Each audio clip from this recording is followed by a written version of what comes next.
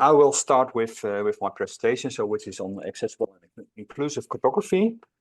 And let's see.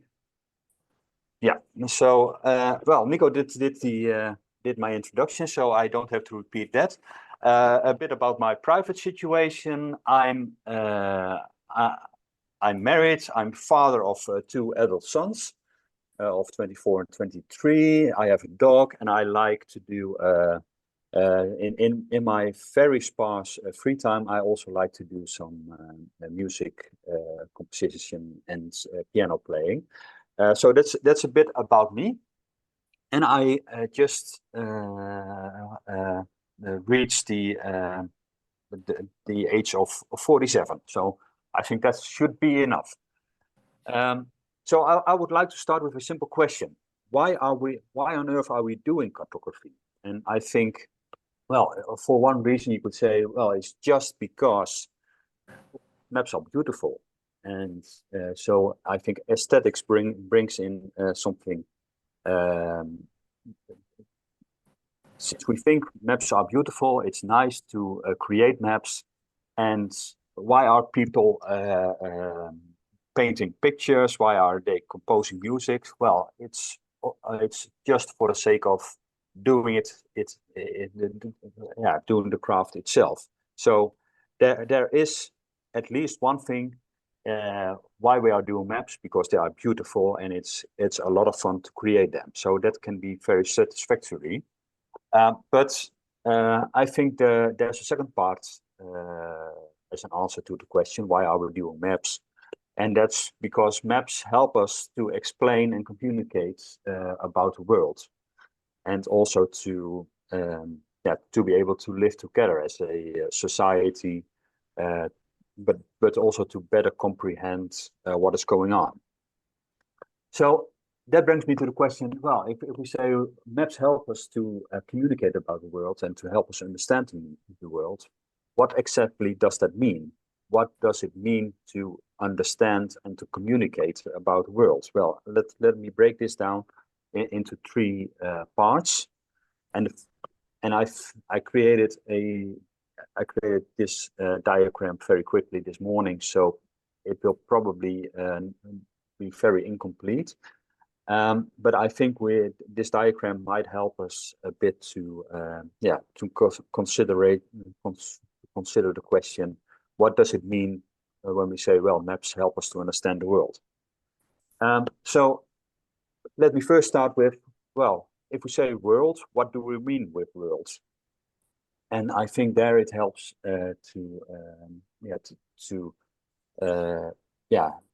consider what Edward Soya, a Canadian geographer, has proposed. And in his model, and I think he's also building upon knowledge of different philosophers, he proposes a trialectics of space. And in that concept, he breaks down space into 3 parts. So he says, well, first, he actually calls it first space. And he says, well, what do we have? We do have the physical world. So if we look outside of the window, we see buildings, we see parks, we see trees, we see bicycle roads, and we see also the laydown of how we constructed the world. So that's the first epistemological category on how to conceive the world. Then he adds a second epistemological category to understand the world. And then he says, well, there's also second space, which is the way we have created or designed the world. So that's the world of design, the world of registration.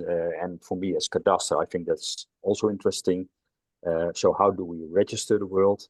How do we survey the world? But also, how do we want our world to be? So how do we design the world? And then, of course, there's the third epistemological category, and that is third space. And that's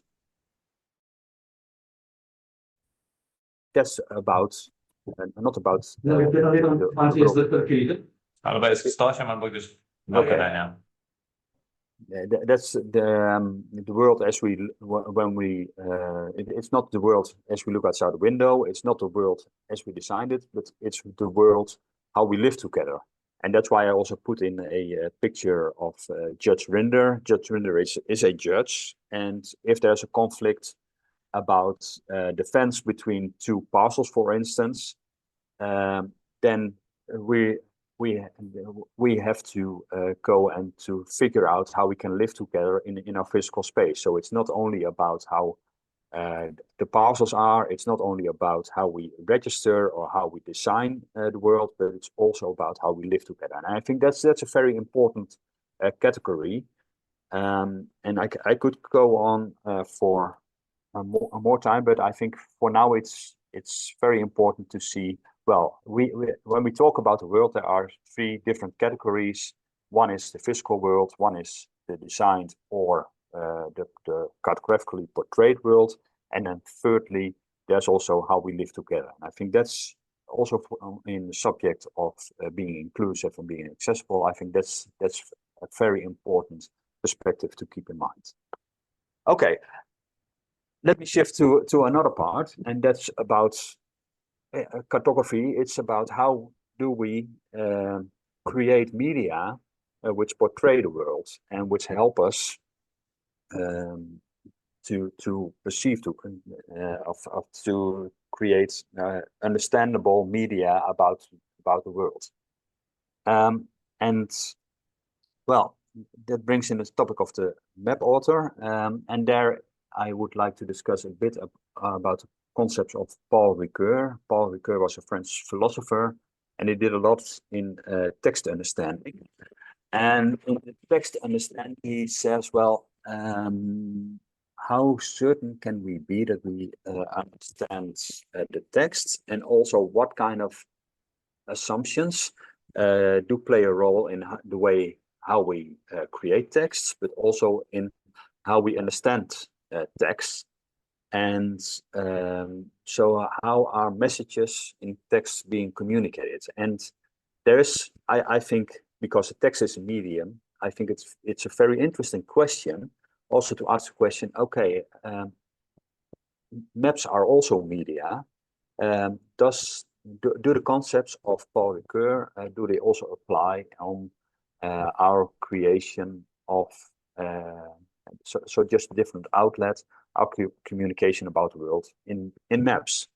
And Paul Ricoeur, he said, he introduced, he coined the concepts which he framed the phrase the master of suspicions, of the masters of suspicions, and there he discusses three philosophers. The first is Karl Marx, so of course very famous for his work Das Kapital. And in Karl Marx, in the opinion of Paul Ricoeur, says it's all about possession. So who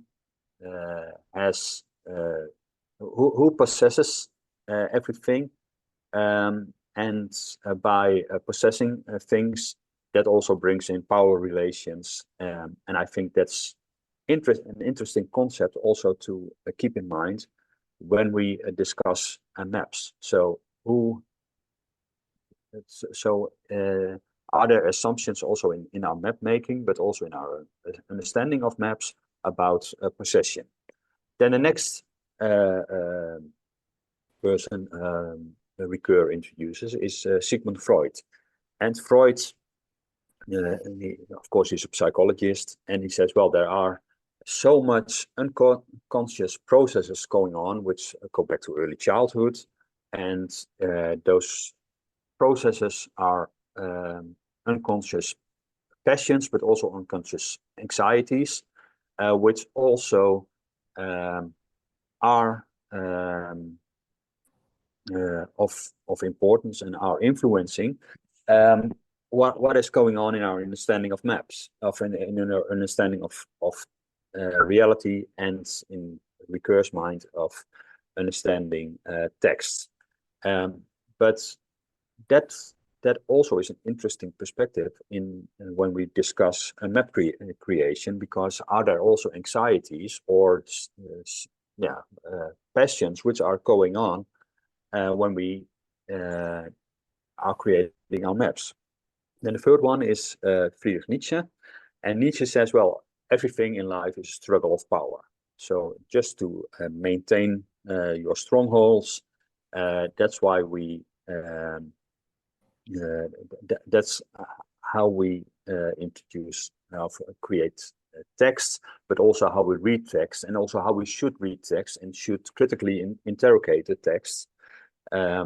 Who has the power, and if we reverse the story from a different frame, when we talk about power, who are the people who are suppressed? And when we look into their perspective, what kind of influence does that have on our understanding of text? And I think that's a third interesting perspective, which should make us suspicious also when we create maps, but also when we interpret maps.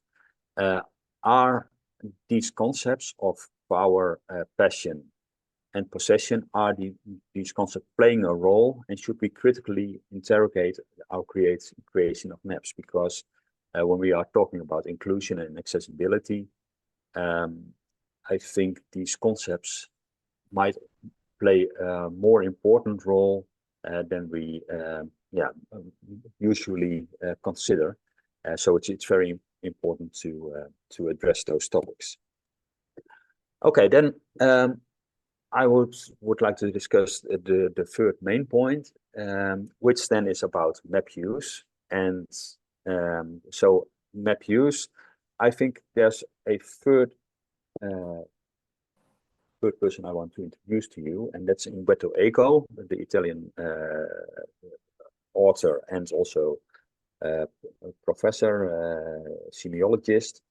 And what is in one of his works, the role of the reader, and it could be a reader of text, but also a reader of maps. He created a model because he's mainly into textual material. He says, well, he says there should, for effective understanding, there should be textual cooperation between the reader and the text, and there he created a very extensive model on textual cooperation. But I don't want to go into that detail, but I want to highlight two objects of two specific topics in this model. And one is the topic of encyclopedia. And what Eco says is to be able to understand a text, or in our case, a map, you need to have a certain encyclopedia. And by that encyclopedia, he means the whole of knowledge and experience which can be formed during your life, and which helps you to understand the topic of a text. So, for instance, until I was 40, I didn't do anything about sports. So when there was a soccer game on television, I didn't even understand about penalties and about, well, my knowledge was a little bit about, I knew there were 11 players on both sides, and there was something with a ball involved, and there were some calls to be made, but I think that was most of it. But to understand a soccer game, you need more knowledge. You need knowledge about the rules. You need knowledge about maybe some previous experience from sports to be able to understand and also to enjoy what is going on. And so that kind of knowledge should be part of your encyclopedia to be able to understand a text, but also to understand a map. So to understand a map, you must be able to relate to the symbology. What kind of what does a legend mean? How do you interrogate a map? what is scale about, etc., etc. So I think hopefully you can relate to these concepts. And so your encyclopedia is broad enough to say it in these terms. But what you also need, and that's the second thing ECO introduces, is that you need competence to draw the relevant parts of your from your encyclopedia and apply it to the particular situation you are dealing with. So to go back to the snooker game, if I have a lot of knowledge about tennis, that's not very applicable to a soccer game. Of course, there are some analogies which can be drawn because a soccer game also has rules, and tennis also has its own rules. But I need to be able to know that I have to draw the material. So I have to draw from the specific part in my knowledge, in my encyclopedia, about soccer, and not so much about the rules of the tennis game. And that's also something which is important for mapping, because we need to be able to draw upon the encyclopedia, to draw our knowledge and apply it to maps. So, for instance, we need to understand what the thematic maps are, what topographic maps are, how does this relate also to geography, and so that whole kind of competence is important in our dealing with maps. So I think for now, having discussed, well, what is the world about? Well, the world is mainly can be understood in three ways: the physical world, the designed or mapped world, and then of course the lived world. So how do we live together? I think that's a very important part. Then secondly is, okay, there are always assumptions involved on the part of the map author, the creator, but also there are assumptions involved at the part of the map reader. So how is he or she able to relate to what you're dealing with? And then the third concept is about, okay, for users, is their encyclopedia broad enough? If not, then we should offer them training. And also, do they have the competence to draw from their encyclopedia what is relevant for that particular situation? And having this was a very high overview about some considerations on inclusive mapping and also what is involved.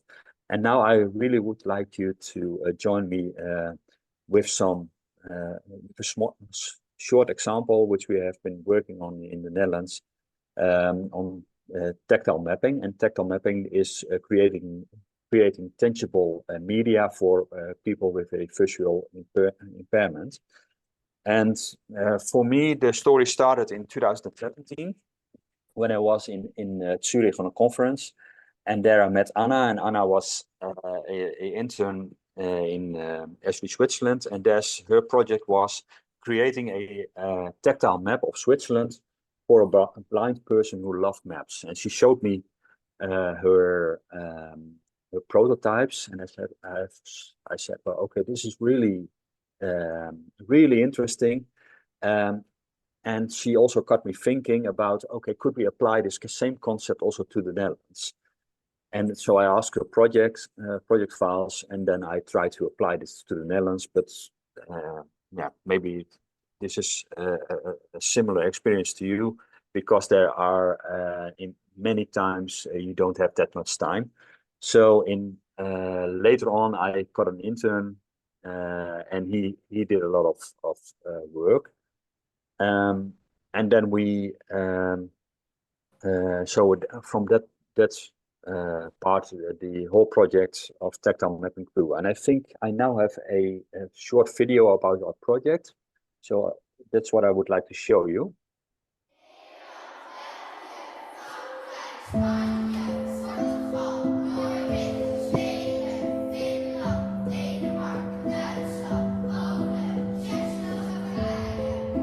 Vroeger was ik slechtziend en zodanig slechtziend dat ik iets wat ik wilde lezen of bekijken op ongeveer 10 centimeter afstand moest houden van mij.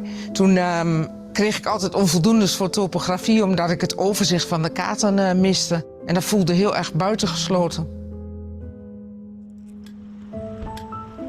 We gebruiken kaarten niet alleen om te oriënteren. Ze helpen ons ook om de context van bijvoorbeeld het nieuws beter te begrijpen. Of van zelfs iets eenvoudigs als de regionale weersverwachting. Zelfs in je eigen buurt bieden kaarten inzicht over een nabijgelegen winkelcentrum of gewoon leuke plekken om met vrienden te ontspannen. Maar zonder gezichtsvermogen blijft het moeilijk om alles volledig te beleven. Voor mij is het lastig om me te oriënteren in een omgeving. Zeker in grotere omgevingen, grotere gebouwen en openbare ruimtes. Voor mij zou het handig zijn om een beter inzicht te krijgen in mijn omgeving door middel van een voelbare kaart. Al meer dan 200 jaar worden voelbare kaarten met hout, draad en spijkers gemaakt. Tegenwoordig worden de kaarten digitaal gemaakt en afgedrukt op speciaal papier. De zwarte inkt zwelt op, waardoor een blinde gebruiker de verhoogde elementen op de kaart kan voelen. Toch was het tekenen van de kaarten tot nog toe nog altijd handwerk en daardoor heel arbeidsintensief. Om deze kaarten breder toegankelijk te maken, werken 4 Nederlandse organisaties samen om het ontwerp en de productie van voelbare kaarten te verbeteren en ze beschikbaar te maken voor een grotere groep mensen. De samenwerking met de 4 partijen is enorm verrijkend, want iedereen brengt vanuit zijn eigen expertise kennis in. Het kan gaan over de data op straat, de GIS-software, maar ook het maken van tactiele kaarten of het doen van gebruikersonderzoek. De sleutel tot succes is het betrekken van ervaringsdeskundigen. Door hen een belangrijke stem te geven in het ontwerpproces, draagt het eindproduct bij aan grotere onafhankelijkheid en zelfredzaamheid, zodat ze zelf de wereld kunnen verkennen. Ik heb nooit beseft dat bijvoorbeeld Duitsland zoveel groter is dan Nederland. Voor Nederland heb je een één-vingertop genoeg. En voor de andere landen, bijvoorbeeld Duitsland of Frankrijk, heb je soms wel een hele hand of nog meer nodig. Zo'n voelbare kaart is ontzettend handig als ik ergens naartoe ga, gewoon puur voor de voorbereiding. Dat ik weet hoe een omgeving eruit ziet. Ik voel dat ik er echt weer bij hoor. Dat ik gewoon dezelfde informatie binnen kan krijgen als ieder ander. En dat voelt fantastisch.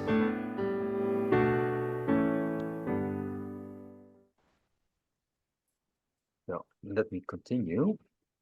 So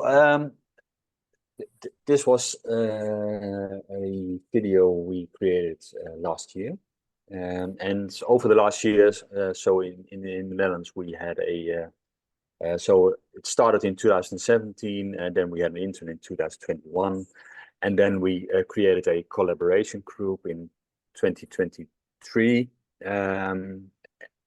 We did a number of things.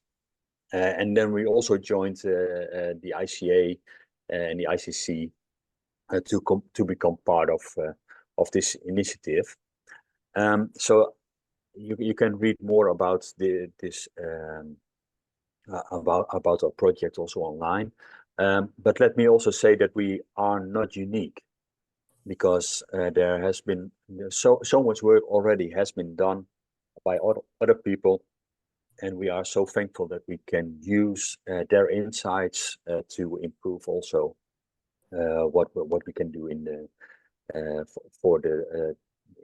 the Dutch project, and it's really helpful also to be able to learn from each other. What we also wanted to do in our project is we don't want to stop by creating tactile maps themselves, but we also would like to be able to place the user in the center, not only in the design phase of the project, but also to have the user, the visually impaired user, to make them fully autonomous, and to create a user experience where they can order the maps themselves, and that also requires, of course, providing them with symbology and standards, which provides them with readable and legible maps. What we also would like to do is to focus on global data, which provides potential map users from over the world with suitable data. So the data should be offered in a way which is readable by hand, and reading by hand is different than perceiving by your eye, because your resolution in what you can perceive is way lower than what you can see with your eyes. So you need, in a certain way, I think, and I hope Guillaume would enjoy this phrase, because I think it's the summum of generalization, because one step further and then you only have a blank map, but now you need to be very critical in what you want to include into your maps. Then another thing we also would like to do is to provide the PVI with map feedback. So in their ordering process, we want them to know and give them feedback. Okay, you are ordering a map about this area. Is this really what you would like to have? And also to provide them with some feedback on the area. Will it be a legible map? So, for instance, the map, well, the map looks quite good, but on the upper left corner there is a cluttering of symbols. So, what do you want the system to do? Do you want to make it to create some clustering of the symbols? Do you want it to have more generalization? Do you want to leave out, or are you not interested at all in that area, or are you so interested that you want to have a detailed map? So, and I think in that part there also that we have already experimented with map AI. So can we create map descriptions which helps people to understand the map better? And for to create more inclusive maps, that's where we also want to are very keen on international cooperation and knowledge sharing, and that's why we also started an initiative from the ICA working group on inclusive cartography to create a book on tactile cartography, and we are aiming for publication in next year. So that's a bit on the tactile cartography, and of course we are in this together because we as map creators and map designers, we do have our own understanding of the world, but we need to collaborate and cooperate with users and who in the end we are producing and designing our maps for. So we really need to be aware of what kind of assumptions do play a role in our design process, but also what kind of assumptions do play a role in the reading process. What are the encyclopedias of the map user, but also what might be the challenges they are facing. And Vincent, you are half an hour in. Okay, thank you. So designing inclusive maps is about the users. So the three electrics of space. What does the reality look like, and how do we want to portray it? And of course, how do we want to use those maps to live together as a society? So then it's about content, and we as cartographers there's been so much research already on how to portray content, and that's why I deliberately neglected that part in my presentation. But there's also so much which we should consider when we are authoring maps. So our assumptions about reality, but also our own assumptions, which might be fueled by power relationships, by possessions, or by passion, and the way we conceive the world. How do these impact our design and inclusiveness.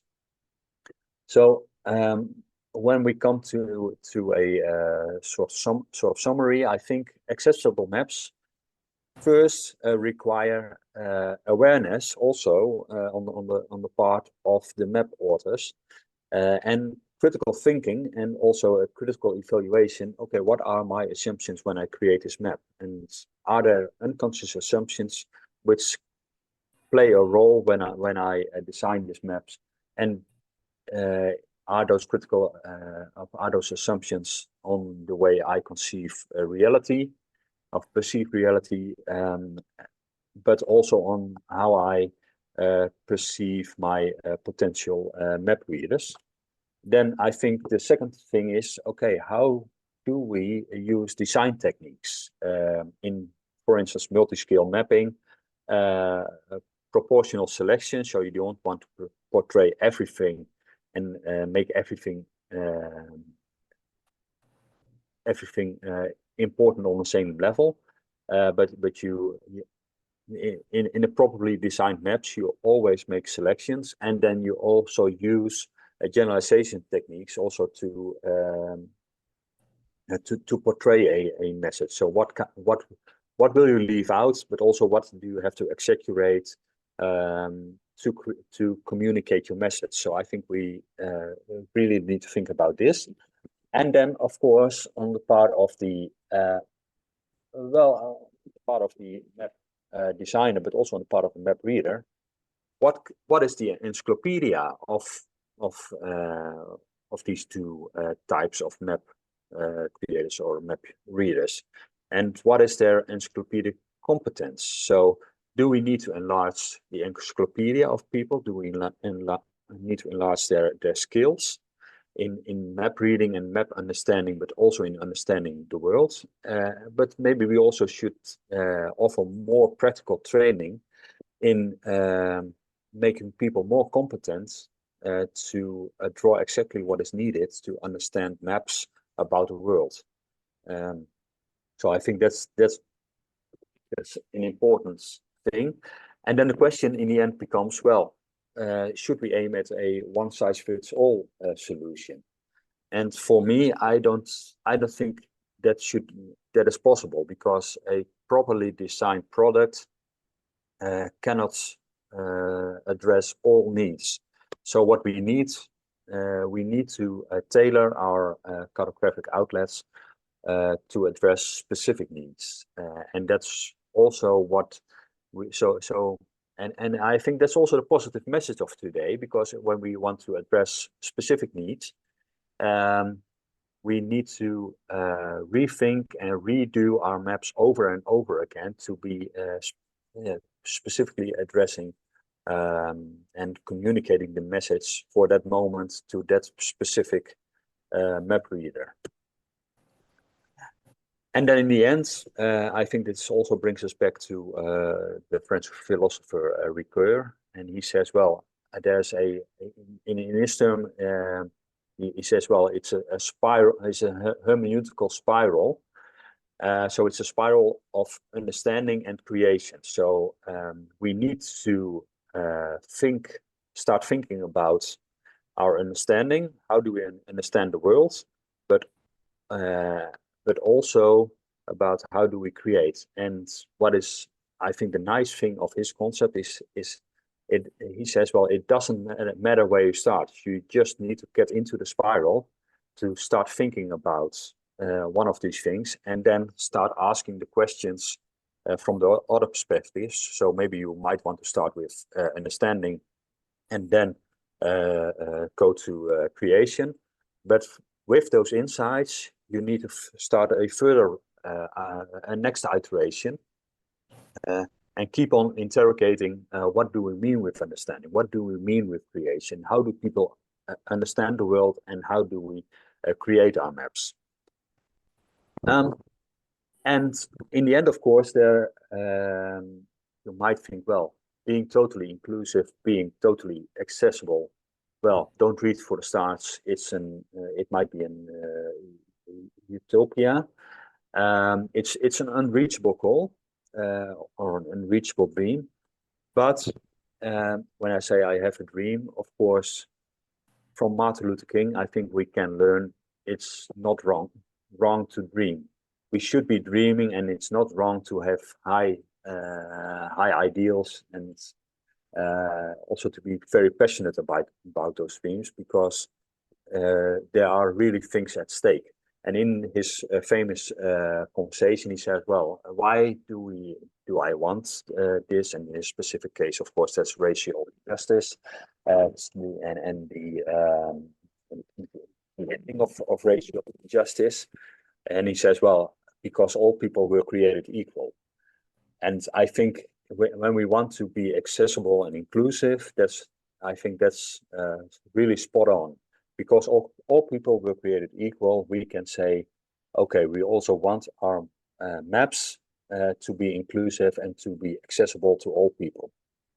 Then another person is Wilberforce. Wilberforce was probably less known. He was the one who was responsible for the abolition of slave trade in the early 1800s, and then early 19th century in England.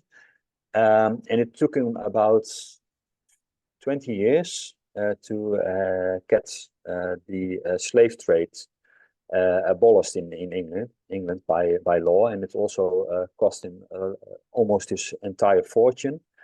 And after he got the slave trade abolished, then he said, well, okay, we need to proceed, because slavery still is going on in England, and we also need to abolish slavery itself. And that took about 20 years, and it was mainly accomplished by his successors. But I think from Martin Luther King, we can learn it's not wrong to have great ideals, but from Wilberforce, we can learn if we have great ideals, we also need to persevere, because it can take time, and it also might cost us some sacrifices, and might also cost intense sacrifices. So if we want to, if we are aiming after being inclusive and accessible in our cartography, well, I think that's what I wish for all of us, is that we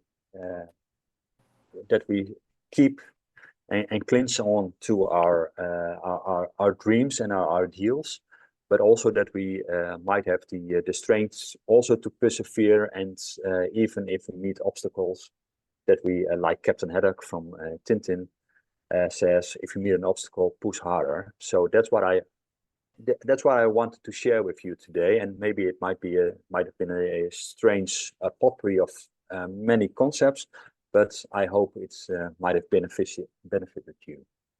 So let me stop sharing my screen.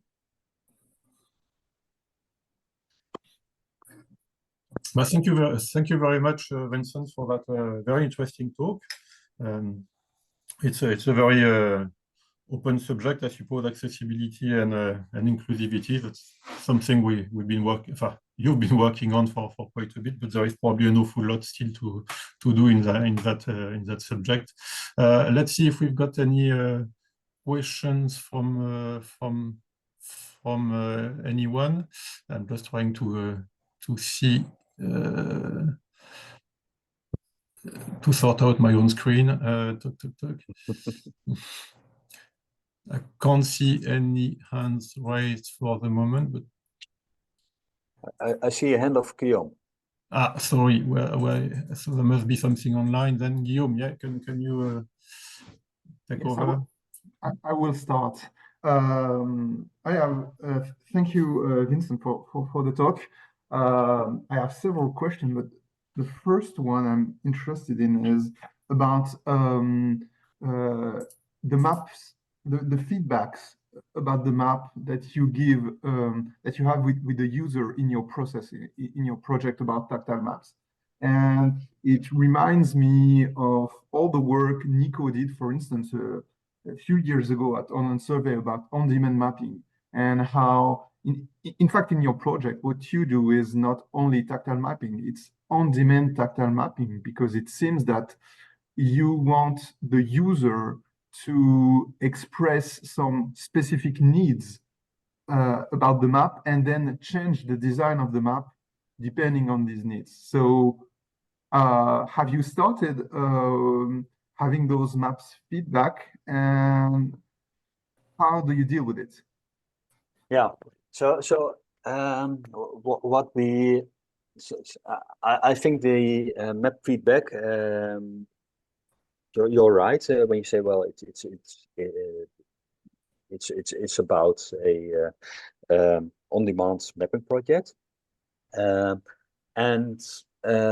so I think, especially for visually impaired people, the proof of the pudding is, of course, in the eating. So, and they only have the possibility to check whether they received the correct map when it's on the desk. And especially for now at the moment, because many of these maps are handmade,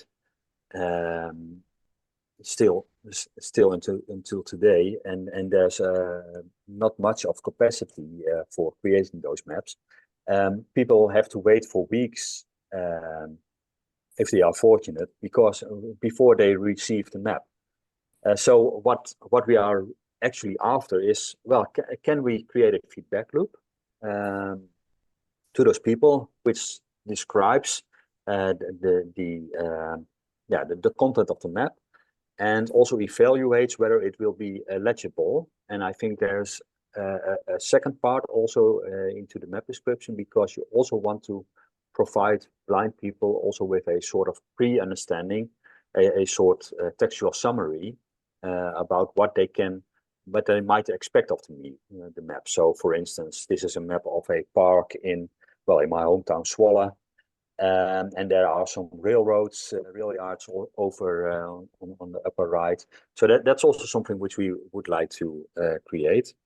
And then, and now I lost your question because it was on-demand mapping. So yeah, I just wanted to know exactly how you would provide some feedback to the user. But in fact, you already answered it, because here, what I understand is that you plan to use textual descriptions to give feedback to the user, so about what they should expect about the map. Because of course you cannot show them some samples of the map, because you have to print it, and it's quite expensive, and it's not very practical. So you use the text, and I think it's the answer, and it's very interesting. But maybe you have more things to say about how you build a text that describe a map.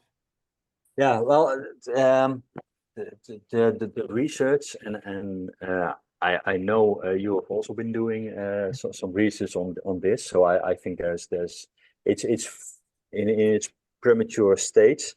But a very interesting question is, can we use Map AI to produce a description, a textual description? And of course, the textual description doesn't need to be a text which so you can output it in Braille, or you can make it auditive, spoken text. But can we produce something which is understandable for someone who's blind? And then there, of course, also the concepts which I discussed this morning also come into play, because what do we need to offer to someone who's blind, and how is their encyclopedia and their encyclopedic competence working, and their spatial cognition to be able to understand those maps, and also other ways also to improve that competence. Yeah. And do you imagine some kind of dialogue, like the way we use large language models these days? There are kind of chatbots, and we do not only ask one question to those chatbots. We ask a first question, and then we may ask a second question, or add precisions about the first question. And do you see some kind of dialogue like this to deal with the different kinds of encyclopedias that or skills that the users may have in the way they understand the description of the map? Yeah, well, so in theory, in my mind, and it's the pie in the sky, of course. But yes, that's the way I think we should approach this. So and what would be a really interesting research subject, also to see, okay, can we use that kind of technology, because it's just technology and tools, also to improve this understanding, and then especially for blind people. But you could also find resemblances of course for people with other challenges, like disorders in autism spectrum or whatever. So there can be all kinds. But I think that would really help us also to present information about reality in a cartographic form, to help people better understand the world, and also to live together in society. I don't want to talk too much because maybe other people are having questions, but I think here the main challenge is how we worked in this commission on abstractions for many years, but on visual abstraction. And here it's not only about visual abstraction. Of course, when you print map, it's kind of visual abstraction or graphic abstraction, but here that's also about how to abstract space into some kind of simple and understandable text. And that's a challenge we are only starting addressing, and I think there are a lot of research to do in that direction. So I stop there. Any other questions from the audience? Please raise your hands or just speak.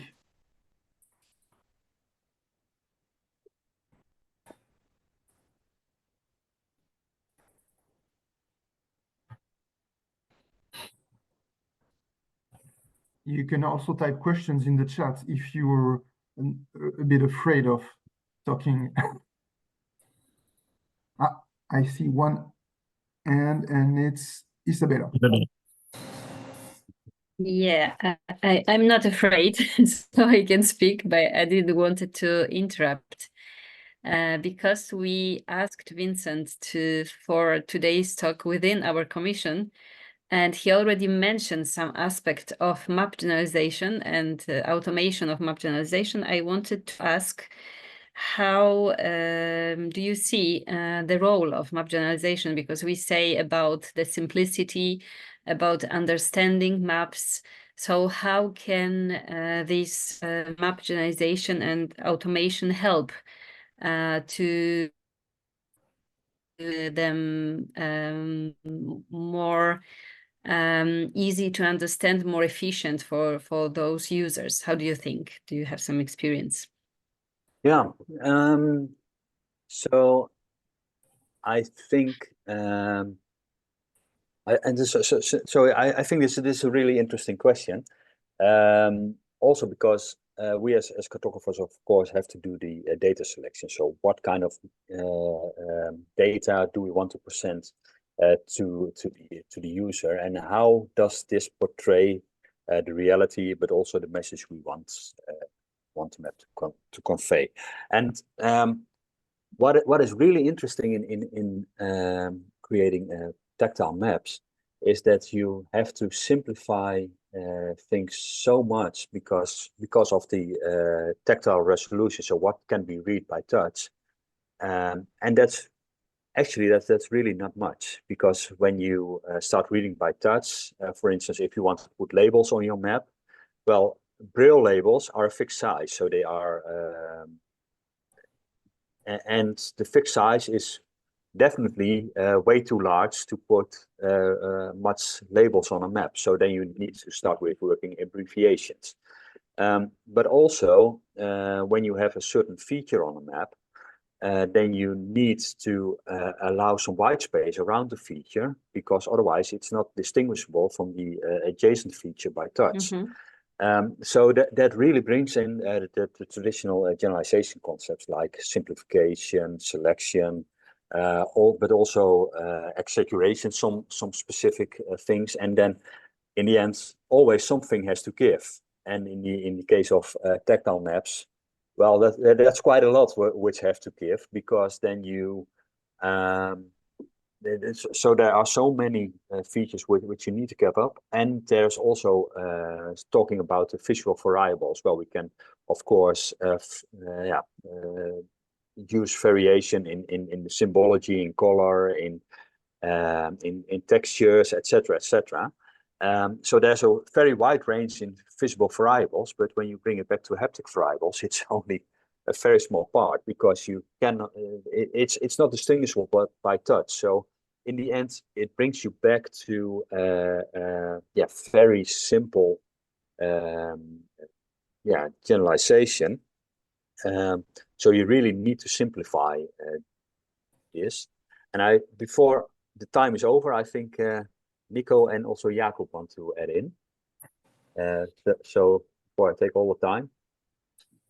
Yeah, but for me, it was really on the same sort of thing. Without going completely to the tactile mapping, there are people also who have problems with short sight and things like that, which have very big glasses and can see, but can grasp a lot less information than we can, because they need to look from very close, and the same abstraction of information is required at the start to build a kind of traditional map, if you like, but a lot less dense, and probably in terms of content closer to what you would put on a tactile one. So in fact, there is a whole range of disabilities that we need to be able to understand, as you said, Vincent, first, and then find the way to deliver a map that's suitable for them.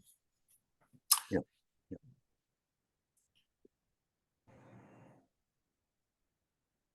Maybe, yeah. Hello, can you hear me? Yes. Perfect. So since it's a generalization seminar, I was just wondering what types of generalization did you apply? Because on the video you could see the map with country borders, what Ellen was talking about, how Germany is big compared to the Netherlands, and the borders were fairly complicated.